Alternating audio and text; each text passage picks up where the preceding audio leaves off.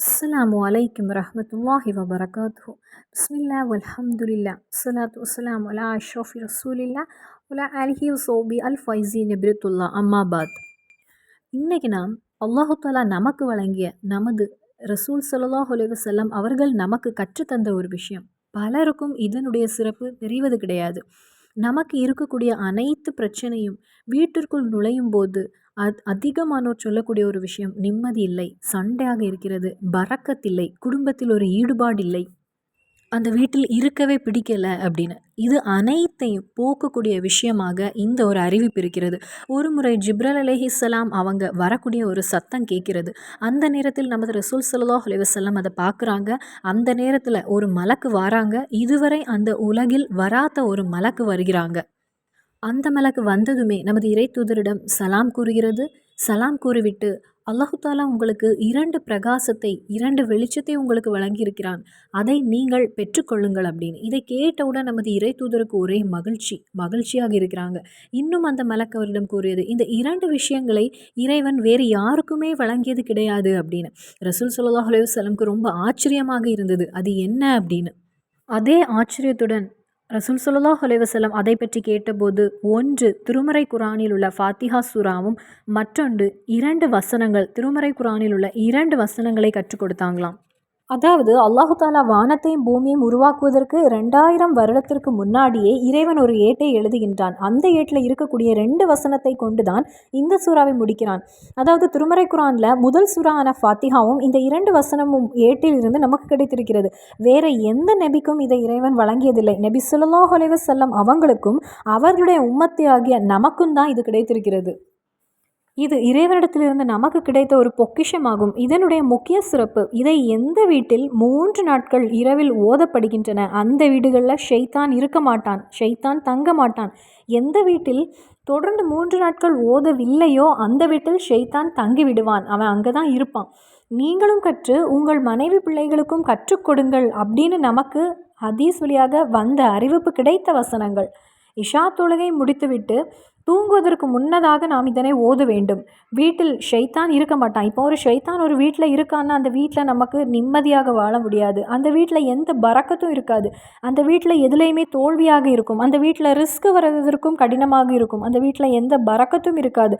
கணவன் மனைவி இடையே ஒரு நிம்மதி இருக்காது. அடிக்கடி சண்டையாக இருக்கும்.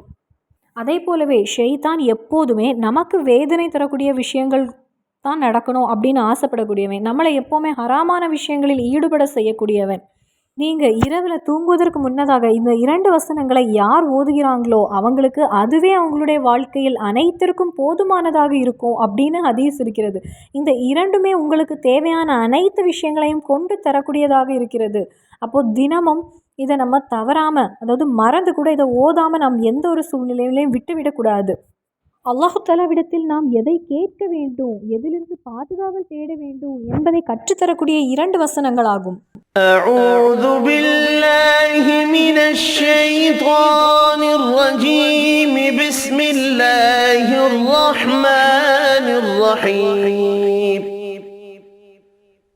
آمن الرسول بما أنزل إليه من ربه والمؤمنون كل آمن بالله وملائكته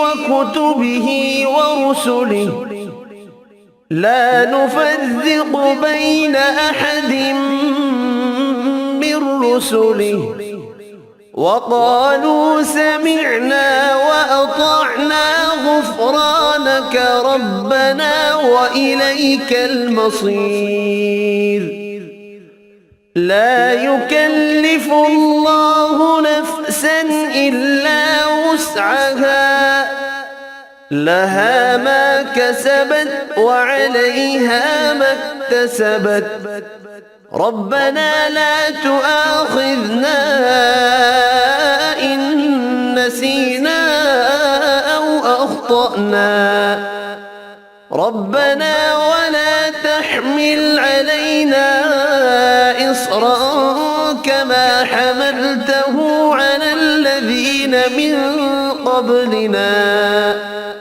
ربنا ولا تحملنا أمرتنا به واعف عنا واغفر لنا وارحمنا أنت مولانا فانصرنا على القوم الكافرين صدق الله العظيم. இப்போ இந்த சக்தி மிகுந்த வசனம் எதுன்னு எல்லாருக்குமே புரிந்திருக்கும். சூரா அல் பஹரால கடைசி 2 வசனங்கள். சூரா அல் பஹரால கடைசி 2 வசனங்கள் தான் நமக்கு அல்லாஹு தாலா பொக்கிஷமாக வழங்கிய வசனங்கள். அந்த 2 வசனங்களில் அனைத்துமே அடங்கியிருக்கிறது. அல்லாஹு தாலாவுடைய தூதர்கள் எல்லாருமே அல்லாஹு தாலா வழங்கிய திருமறை குரானை நம்புகிறாங்க. அதே போல நம்பிக்கையாளர்களாகிய நாமும் அல்லாஹ்வையும் தூதரையும் மலக்குகளையும் அல்லாஹ் படைத்ததையும் அனைத்தையும் நாமும் நம்புகின்றோம், ஈமான் கொள்கின்றோம். இந்த 2 வசனங்களிலேயே அனைத்தும் அடங்கியிருக்கிறது. யா அல்லாஹ், எங்கள் தவறுகளில் எதை நாங்கள் மறந்திருந்தாலும் தவறு செய்தாலும் நீ எங்களை தண்டித்து விடாதே. எங்கள் மீது கடினமான சுமைகளை நீ சுமத்தி விடாதே. எங்களுக்கு முன்னாடி இருந்த சமுதாயத்தினருக்கு கடுமையான கட்டளைகளை கொடுத்தது போல் எங்கள் மீதும் நீ சுமத்தி விடாதே. தாங்க முடியாத கஷ்டங்களை நீ கொடுத்து விடாதே. எங்கள் குற்றங்களை மன்னிப்பாயாக. யாரெல்லாம் உன்னை நிராகரிக்கின்றார்களோ அவர்களுக்கு எதிராக வெற்றியை நீ எங்களுக்கு தந்துவிடு ரப்பே.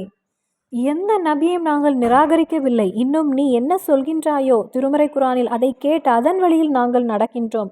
எங்களை மன்னிப்பாயாக அல்லாஹ். இன்னும் உன்னிடத்தில் தான் நாங்கள் வர இருக்கின்றோம் அப்படின்னு அர்த்தம் வரக்கூடிய வசனம் தான் முதல் வசனம்.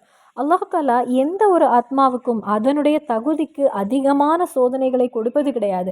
நாம் பல நேரங்களில் சொல்வதுண்டு, எனக்கு தாங்க முடியாத அளவிற்கு வேதனை இறைவன் தந்துவிட்டான் அப்படின்னு. ஆனால் அல்லாஹ் என்ன கூறுகின்றான், எந்த ஒரு ஆத்மாவுக்கும் தாங்க முடியாத அளவுக்கு மேல் அவன் வேதனை கொடுப்பதில்லை என்று. இன்னும் இறைவன் கூறுகின்றான், நன்மையும் தீமையும் உங்களுக்கு வந்து சேருவது நீங்கள் சம்பாதிப்பதன் மூலமாக. நீங்கள் நன்மை செய்தால் உங்களுக்கு நன்மையும், நீங்கள் தீமை செய்தால் உங்களுக்கு தீமையும் கிடைக்கிறது. இந்த 2 வசனங்களை எந்த ஒரு வீட்டிலாவது 3 நாட்கள் ஓதவில்லை என்றால் அது கேட்கக்கூடிய யார் வீடாக இருந்தாலும் அந்த வீடுகளில் ஷைத்தான் கண்டிப்பாக தங்கியிருப்பான். அந்த ஷைத்தான் தங்கியிருந்தாலே அதன் மூலமாக நாம் அனுபவிக்கக்கூடிய பல பிரச்சனைகளுக்கும் அது காரணமாக இருக்கிறது. இந்த 2 ஆயத்தையும் எந்த ஒரு மூமினும் நிசாரமாக விட்டுவிடக்கூடாது. இந்த ஆயத்தை